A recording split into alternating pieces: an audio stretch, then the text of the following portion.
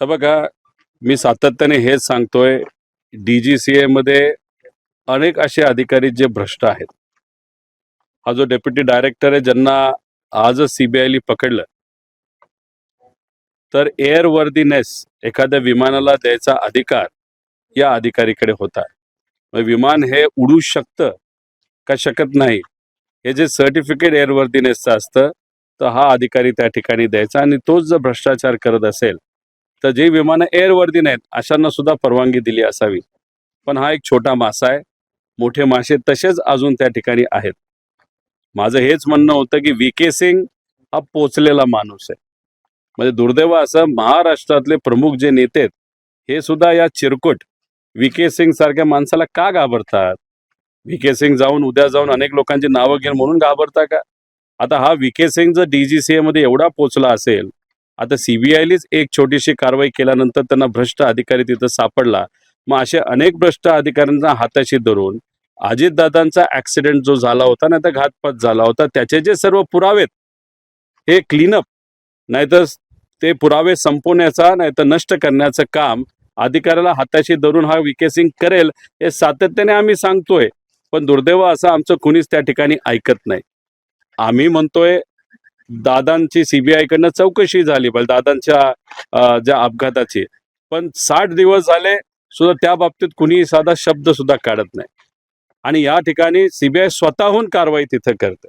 मग सीबीआयने जी कारवाई केली ती कशासाठी केली?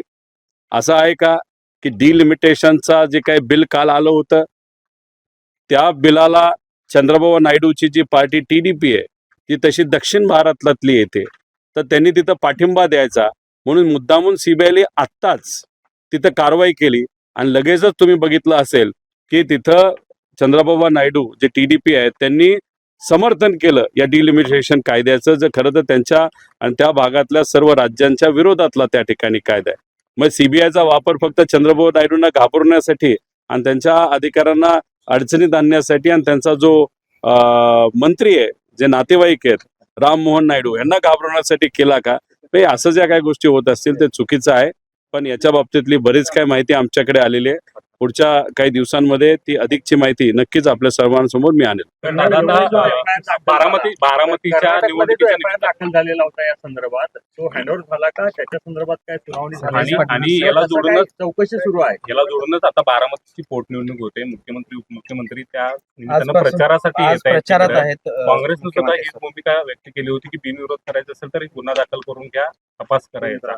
आता काय मागणी असणार आहे? तर बघा, अधिवेशनामध्ये जेव्हा मी हा मुद्दा मांडला होता आणि मी सांगितलं होतं की महाराष्ट्रात 3दा प्रयत्न करून सुद्धा आमचा FIR घेतला नाही, मग आम्ही कर्नाटकात गेलो आणि FIR तो त्या ठिकाणी 0 FIRच्या अंतर्गत तो तिथं केला.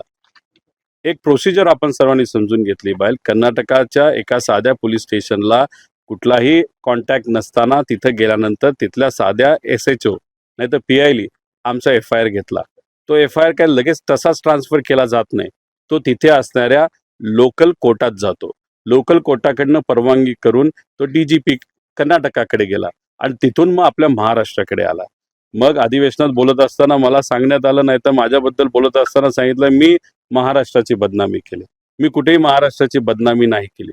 पण नक्कीच आपल्या या महाराष्ट्रामध्ये अजितदादांसारख्या मोठ्या नेत्यांचा FIR न झाल्यामुळे या महाराष्ट्र सरकारची 100% बदनामी झालेली आहे.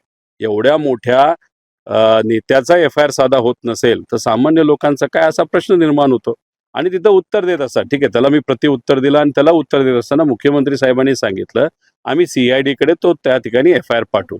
मग त्याचा अर्थ आम्हाला असं वाटला की तो FIR स्वीकारला गेला. मग आम्ही DGP महाराष्ट्र यांना भेटायला काही दिवसांपूर्वी गेलो होतो आणि त्यांना विचारलं की CM साहेबांनी सांगितलं की आपण तो जो FIR आहे तो CID कडे तिथं पाठवणार आहात, तो पाठवला का? ते म्हणले हो पाठवला. म्हणजे आम्ही समजू का की तो एक्सेप्ट झाला, त्याचं इन्व्हेस्टिगेशन त्या ठिकाणी होणार आहे? ते म्हणले तसं नाही. इन्व्हेस्टिगेशन आणि एन्क्वायरी याच्यामध्ये फरक आहे. आम्ही इन्व्हेस्टिगेशन हे FIR वर करणार नाही, पण आम्ही एन्क्वायरी करू. म्हणजे कुठेतरी DGP साहेब सुद्धा चांगला अधिकारी असला पण त्यांच्यावर पण कुठे ना कुठेतरी दबाव आहे आणि शब्दाचा खेळ करून हा दुर्दैवाने FIR अजूनपर्यंत एक्सेप्ट नाही झाला. त्याच्यावर फक्त एन्क्वायरी केली जाणार आहे आणि मग एक रिपोर्ट बारामती कोर्टाला ते पाठवतील पुढच्या काही महिन्यांमध्ये. त्यामुळे खरं तर हे दुर्दैव आहे. FIR एक्सेप्ट करायला काहीच हरकत नाही. काल आपल्यासारखेच काही पुण्याचे पत्रकार हे CIDच्या एका मोठ्या वरिष्ठ अधिकाऱ्यांशी फोनवर संवाद साधत होते आणि फोनवर संवाद साधत असताना CIDच्या प्रमुखांनी सुद्धा असंच काहीतरी तिथं सांगितलंय. पुढच्या काही दिवसांमध्ये CIDच्या प्रमुखांना आम्ही भेटून खरंच काय घडलंय हे कुठेतरी आम्हाला सांगा अशी विनंती नक्कीच त्या ठिकाणी करू. आज मुख्यमंत्री आज बारामतीमध्ये आहेत प्रचारासाठी. कधी उघड करणार आहात? निवडणूक होईपर्यंत वाट पाहणार आहात की त्याच्या आधीच माहिती जाहीर करा? नाही हे बघा कसं असतं की अधिवेशनामध्ये हा प्रश्न जेव्हा मांडला त्यात त्यांनी उत्तर दिलं. मी परत एकदा त्याच उत्तरावर एक प्रश्न विचारला, त्याच्यावर परत त्यांनी उत्तर दिलं आणि त्यांनी मला सांगितलं. म्हणजे मला जेव्हा असतो मी इन्व्हेस्टिगेशन करतोय असं नाही, मी हा मुद्दा फक्त पुढे घेऊन चाललेलो आहे. याला पाठिंबा महाराष्ट्रातल्या प्रत्येक पत्रकाराचा आहे, तुमच्यासारख्या पत्रकारांचा आहे, महाराष्ट्रात सामान्य लोकांचा, आणि प्रेशर आल्यामुळे सरकारला उत्तर द्यावं लागतंय. आता त्यांनी सांगत असताना सांगितलं पुढच्या काही दिवसांमध्ये तुम्ही म्हणलेले जे विषय आहेत, मांडलेले विषय जसं CBIचा, आम्ही या देशाचे जे गृहमंत्री आहेत त्यांच्यापर्यंत हा मुद्दा घेऊन जाऊ. तुम्ही जे म्हणताय त्यांच्यापर्यंत मांडू. मग CBI, मग FIR या बाबतीत काय करायचं हे आम्ही तुम्हाला सांगू. आता इलेक्शन चालू आहे. होम मिनिस्टर साहेब वेस्ट बेंगॉलमध्ये गेले 15 दिवस जाऊन तिथं अडकून बसलेत. अमित शाह साहेब, आपले मुख्यमंत्री साहेब पण इतर ठिकाणी प्रचाराला जात आहेत. थोडा वेळ तिथं दिला पाहिजे, कारण शेवटी आम्ही या बाबतीतलं राजकारण करत नाही. आमचा हा भावनिक मुद्दा आहे. सरकारला सुद्धा वेळ देऊ, या महिना अखेरीसपर्यंत वेळ देऊ, नाही 10 मे पर्यंत वेळ देऊ. पण या बाबतीत जर त्यांनी काहीच केलं नाही मग 100% या सरकारला हा विषय महागात पडेल. पण हा सगळा चौकशीचा विषय संदिग्ध असताना अनेक संभ्रम